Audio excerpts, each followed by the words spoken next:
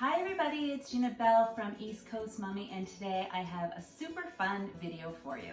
I have 5 fantastic Mother's Day gifts that the special lady in your life is going to love.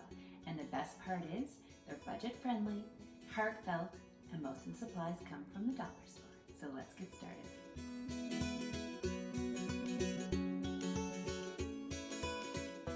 To make the first gift, you'll need a bunch of chocolate bars, some dowels, floral foam, and a pot.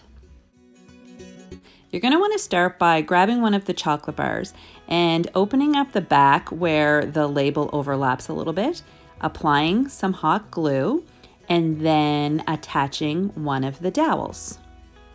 Kind of hold it in place without burning your fingers, and then with a snap of my fingers, I have 10 done. These are going to be your flowers. Next, you're going to want to grab some floral foam and with a knife, cut off a piece that will fit inside your pot. I got this pot at the dollar store and I really liked the color of it. I didn't have to paint it or anything. Insert the foam inside, and once it's nice and snug, it's time to start inserting your flowers. So just take the chocolate bars, arrange them however you like. I got a bunch of different colors of chocolate bars and I kind of spaced them out and just stuck them in wherever there were blank spaces.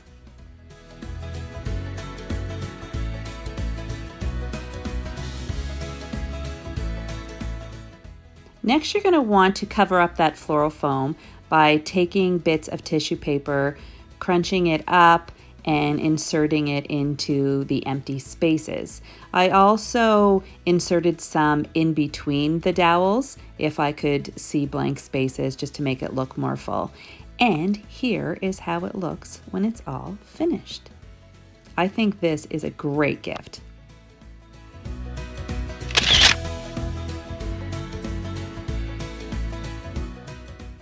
The next thing is more of a dollar store find than it is a DIY, but I really loved this when I saw it. It's a wine buddy and it has a strap and it's basically a cooler bag for 1 bottle of wine.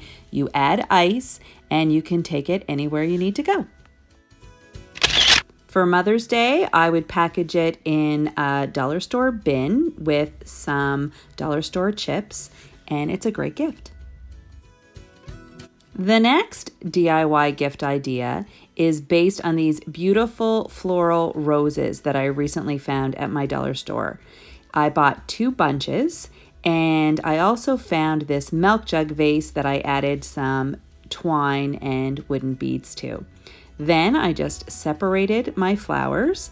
I didn't need to cut the stems down at all because they were the right length for the milk jug, and I just inserted them one at a time, arranging them so that it looked really full and beautiful, and I think this is a great gift.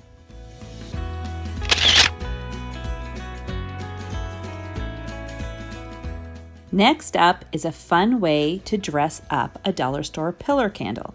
Start by printing a picture on your computer. You're not going to want to use a real picture because it'll be too thick. Use the thinnest paper that you have. I initially tried to print it on tissue paper, but it all smudged and ripped, so I just used regular print paper and it worked perfect. Then you take your pillar candle and you apply your picture to the front. Make sure it's straight and positioned properly. Then you're going to want to grab a piece of wax paper and hold it tightly over the pillar candle. And you're just going to want to make sure that there are no wrinkles and it's nice and tight. Then you're going to want to grab a heat gun or an embossing tool, I think some people call it. I call it a heat gun. They're not that expensive. I'll leave a link in the description. I got mine on Amazon. You just keep applying heat. You'll see that it'll start to get a little bit darker when you see the picture attaching and the wax kind of melting the picture into the candle. And you just keep doing it until you get that color over the entire candle. Then you leave it for 5 minutes to cool completely and you peel it off. And the picture is magically attached to the candle. I absolutely love this. I placed mine on a mirrored candle holder from the dollar store and I think it's super cute. But remember, there is paper on the front of it, so if you're going to be burning it, make sure that it's just burning straight down the middle, or just use it for decorative purposes. Next up, I'm going to show you how to DIY the cutting boards from the dollar store. So first up is this square one. It's made of bamboo, so it's actually real wood. It's pretty inexpensive. Then I grabbed a piece of paper and I put some pencil markings on the back. If you have a piece of transfer paper, then that will work too, but I didn't, so I just used this method. So I covered the whole back with pencil markings, and then I flipped it over so that when I push down on it, it's going to make pencil marks on the board. So I taped it down, and then I took a piece of artwork that my son did. It was a heart and then the words "Love, Owen," and I pressed down on it so that the pencil marks would transfer onto the board.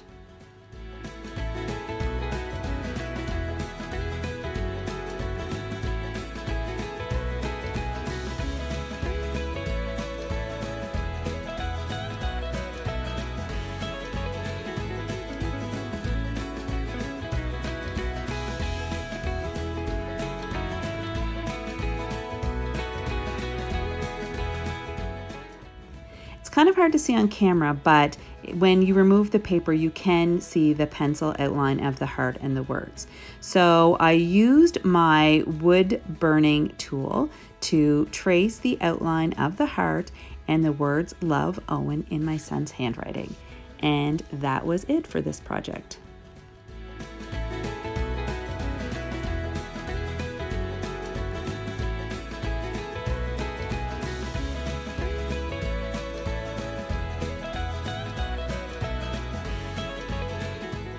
You could also apply something with vinyl, but vinyl isn't food safe. So because you are just burning into the wood, it is safe to actually use, though I think this is a super cute decoration too.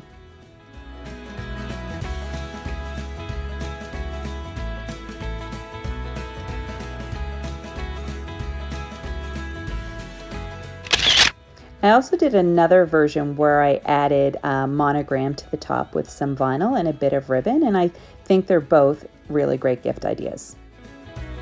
And here's a look at all 5 of the DIY Mother's Day gifts that we made today using supplies from the dollar store. I think these are all fantastic. I'm not sure which one is my favorite.